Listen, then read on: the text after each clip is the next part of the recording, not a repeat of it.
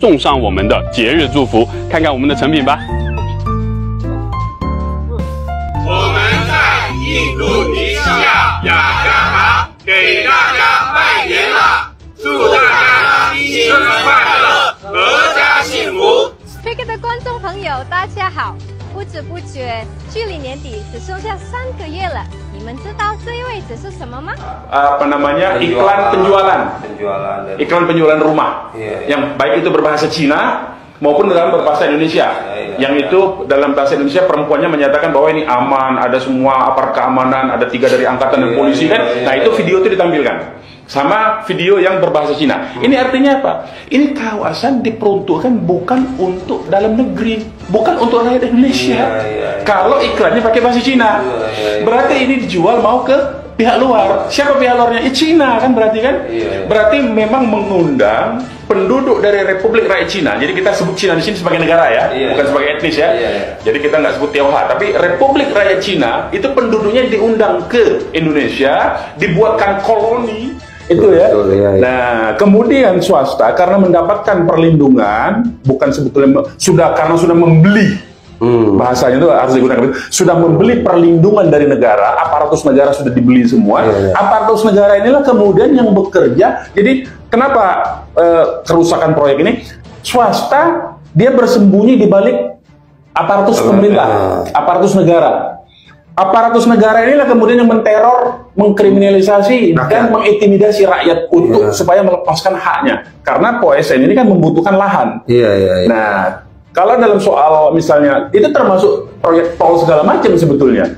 Semua. Jadi bukan cuma problem kita ini bukan cuma di PIK 2 sama di di Rempang, tapi semua proyek yang disebut PSN itu mengandung masalah. Karena apa?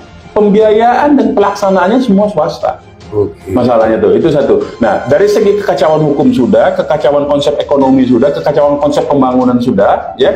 Yang kita lihat itu ternyata kemudian di lapangan terjadi penipuan dan manipulasi pada level lapangan kita cerita nih. Di level lapangan, ketika proyek ini dilaksanakan bersentuhan dengan rakyat, maka rakyat itu ditakut-takuti seolah-olah proyek ini mutlak milik pemerintah, milik negara, sehingga rakyat nggak boleh melawan. Itu problemnya. Nah, ketika rakyat tidak boleh melawan, itu kan intimidasi. Artinya ada pemaksaan, ada intimidasi, ada mekanisme yang dilarang baik secara agama maupun secara hukum perdata. Itu dalam proses transaksi pelepasan hak itu ada pelanggaran hukum, baik secara syariat maupun secara hukum perdata negara ya. Nah, jadi dua-dua itu mengandung apa pelanggarannya itu? Tadi itu satu misalnya contohnya di PIK, kita bisa masuk ke kasus sekarang ya. Tadi kerangka sudah kan, sekarang bisa kita masuk ke PIK. Di PIK itu misalnya, ternyata setelah diungkap oleh Pak Said Didu, kita sebut saja begitu ya, data-datanya, yang PIK itu dari mulai Kabupaten Tangerang sampai Kabupaten Serang, ternyata kemudian dibantah oleh pemerintah. Ternyata PIK itu hanya 1.700 hektar. Yang itu adalah pengelolaan kawasan hutan lindung untuk dijadikan wisata hutan lindung, hutan mangrove ya. Kemudian karena dia mengelola kawasan hutan mangrove, swasta ini diberikan hak itu. Kemudian di situ disediakan sarana untuk hiburan. Kemudian dibuat lagi semacam lapangan golf dan tempat balap mobil sirkuit. Rencananya begitu. Nah, maka itu nama proyek PSN di PIK 2 itu namanya ekoturism. Proyek itu ekoturism di dalam peraturan Menteri Perekonomian ya, Menko Perekonomian, peraturan Permenko ya, peraturan Menteri Koordinator Perekonomian. Itu PIK 2 itu masuk kategori klaster ekoturism, pariwisata. Tapi kemudian prakteknya swasta ini menjual proyek PIK 2 ini adalah pemukiman. Kita bisa sudah saksikan ada berbagai macam iklan di video. Ini artinya apa? Ini kawasan diperuntukkan bukan untuk dalam negeri, bukan untuk rakyat Indonesia. Kalau iklannya pakai bahasa Cina, berarti ini dijual mau ke pihak luar. Siapa pihak luarnya? Cina kan berarti kan? Berarti memang mengundang penduduk dari Republik Rakyat Cina. Jadi kita sebut Cina di sini sebagai negara ya, bukan sebagai etnis ya. Jadi kita nggak sebut Tionghoa, tapi Republik Rakyat Cina itu penduduknya diundang ke Indonesia, dibuatkan koloni, ya, dibuatkan pemukiman. Pemukiman itu namanya koloni kalau dalam bahasa asingnya itu koloni pemukiman. Dibikinkan koloni sekian ratus hektar, ya, sekian ribu hektar, kemudian mereka dipersilakan untuk bermukim di situ. Nah, ini problem berikutnya dari segi hukum sudah, politik sudah, ekonomi sudah. Ini problem kedaulatan negara, bos. Betul. Karena ketika ada orang-orang asing dari Republik Rakyat Cina yang kita tahu dia membawa ideologi komunisme, ya tak? Dan dia membawa budaya sendiri. Dibikin pemukiman, dibikin koloni tersendiri, terpisah dari rakyat, dipagari dengan benteng. Benteng itu kan ada semua tuh. Benteng seperti benteng pemukiman gitu kan, kawasan perumahan itu kayak kalau di Yahudi dulu dia bikin apa namanya itu pemukiman Yahudi, gitu kalau dulu. Kalau di Eropa tuh Yahudi itu bikin ghetto namanya, disebut ghetto. Kalau ini bikin pemukiman, koloni Cina, koloni dari orang-orang Republik Rakyat Cina masuk ke sini dibentengi karena kan rakyat tidak bisa mengakses. Kita lihat di dalam video-video yang sudah dilansir oleh Pak Said Didu, itu pagar-pagar tinggi semua. Nah, artinya ini terpisah antara rakyat Indonesia dengan penduduk koloni ini yang berasal dari Republik Rakyat Cina yang membawa ideologi komunis. Nah, dia masalah dari segi kedaulatan dan keamanan negara, ya, ini langsung di bibir pantai, bos. Siapa yang bisa menjamin kalau dia ketika dia bermukim di situ dengan akses langsung ke pantai tidak?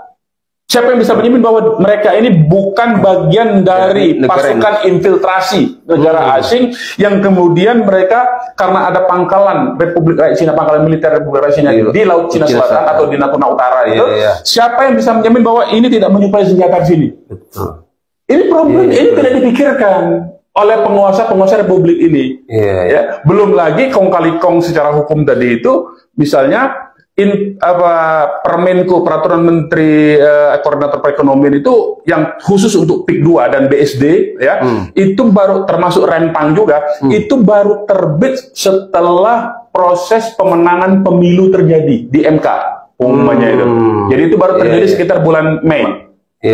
Setelah MK memastikan menang, ya kan? 15 hari setelah itu keluarlah Permenko itu yang tahun 2024 itu.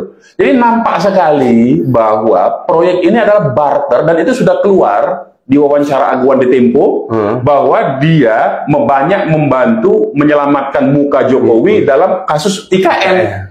Barternya Jokowi memberi ini, memberi proyek PIK 2. Nah, begitu juga Rempang. Rempang ini juga proses ininya, proses Rempang ini sangat luar biasa. Hanya dalam waktu hitungan minggu semua perizinan itu diberikan.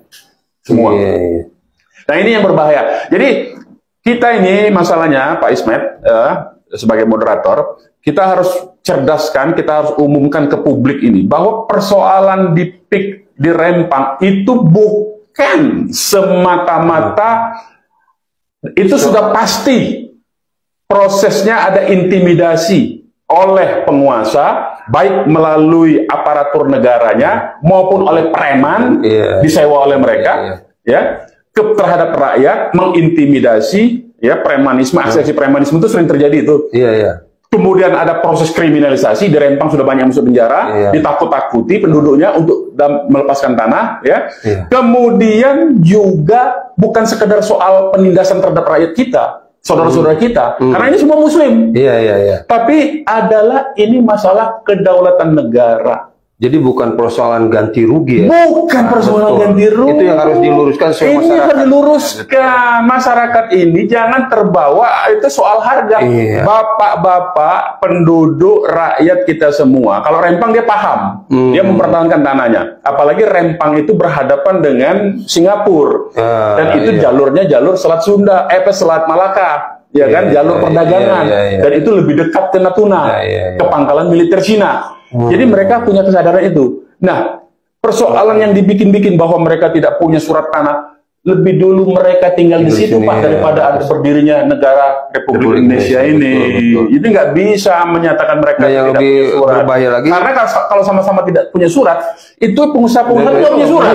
Kenapa diberikan ke pengusaha? Kenapa nggak ke rakyat? Iya, betul. Masalahnya kan begitu. Jadi negara ini pengelolanya, ya, pengelola negara rezimnya ini, Erlangga Hartarto dan konco-konco Jokowi, ini pengkhianat masuk kategorinya. Ini dalam konteks kedaulatan. Benar-benar. Nah itu persoalannya. Jadi bahaya tuh karena ini seperti bentuk negara dalam negara itu ya.